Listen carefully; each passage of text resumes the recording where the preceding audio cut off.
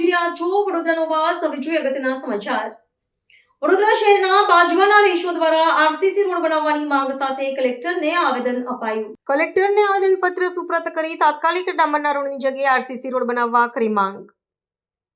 છેલ્લા 40 વર્ષથી બાજવા છાણી રોડ સામે રખાય છે ઓરમાયું વર્તન. આ રોડ પરથી જીપ્સમ ગાડીઓ પસાર થાય છે, જેને લઈ નાગરિકો હેરાન પરેશાન. ડામરનો રોડ કોઈ વિકલ્પ નથી.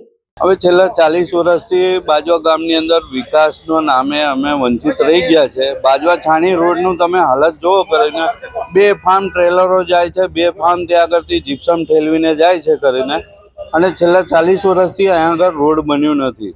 રોડના નામે ત્યાં આગળ ઢીગડા મારીને જતા રહે છે, અને આના લીધે અમારે શ્વાસનો પ્રોબ્લેમ થાય છે, આંખમાં બળતરા થાય છે, અને શ્વાસના અનેકો રોગ અમને થઈ રહ્યો છે.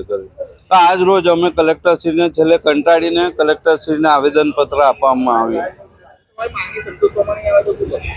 અમે ગાંધીજીના માર્ગે અમે આંદોલન કરીશું, અને આંદોલન એવી રીતે કરીશું કે ભાઈ સમગ્ર જે બાજવાના ગામના નિવાસીઓ છે તે બધા ત્યાં બેસી જ જઈશું કરીને, અને ત્યાંથી આવતા જે મોટા મોટા ટ્રેલર છે તેમને અંદર આવવા નહીં દઈએ. મનીષભાઈ રામચંદ્ર પિલ્લે, ઉપસરપંચ બાજવા માજી.